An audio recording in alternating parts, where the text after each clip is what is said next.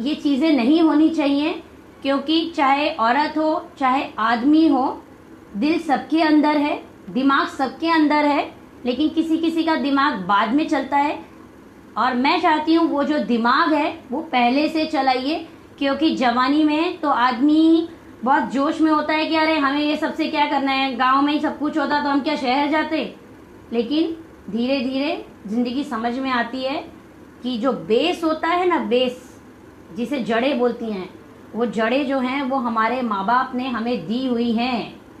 लेकिन क्या है, उन जड़ों पे कोई और ही अपना हक जमा रहा है, तो उनको समझाना है कि ये टहनी अलग है, वो टहनी अलग है।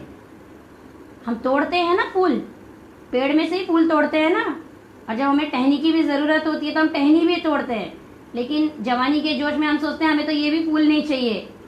तो ये चीज़ें गलती मत कीजिए, क्योंकि ज़िंदगी बहुत हार्ड है।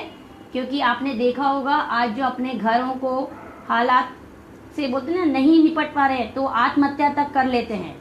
लेकिन कोई अपना दर्द नहीं बता पाता। बोलते हैं 2 वक्त की रोटी उसके पास नहीं थी, उसके पास बहुत कर्ज था, अरे बहुत अच्छे घर से था, लेकिन कभी किसी ने ना ये सोच के नहीं देखा कि अंदर क्या क्या हुआ है।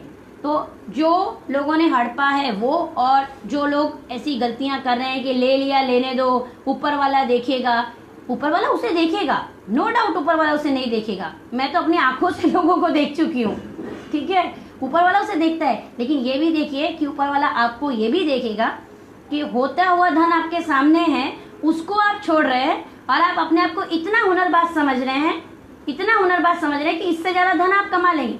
हो सकता है आप कमा लेंगे, लेकिन जो मिला है उसको तो मत ठुकराइए ना। आपको पनीर की सब्जी खानी है, डिलीशियस खाना खाना है, खाएंगे तो रोटी के साथ ही ना सर। बेसिक चीज क्या है, रोटी तो हर घर में है, लेकिन हर घर में उतनी डिलीशियस सब्जी नहीं बनती है। लेकिन आप बेसिक चीज को छोड़ दे रहे हैं और डिलीशियस पे ही भागने की सोच रहे हैं, तो ऊपर वाला आपको भी देख रहा है, क्योंकि पैसा पैसा है। और सबसे बड़ी बात, वो माँ बाप का कमाया हुआ धन है। इस बात को ध्यान रखिए। जो लोग अभी कमा रहे हैं वो इस बात को बारीकी से समझेंगे, गहराई से सोचिए। ये मेरी एक छोटी सी सोच थी कि जो जायदाद है जायज़ तरीके से ली जाए तो सब लोग दाद देंगे, और बाकी तो आप लोग समझदार ही हैं। इतना सारा मैंने बोल ही दिया। यदि आपका कोई प्रश्न है तो पूछिए।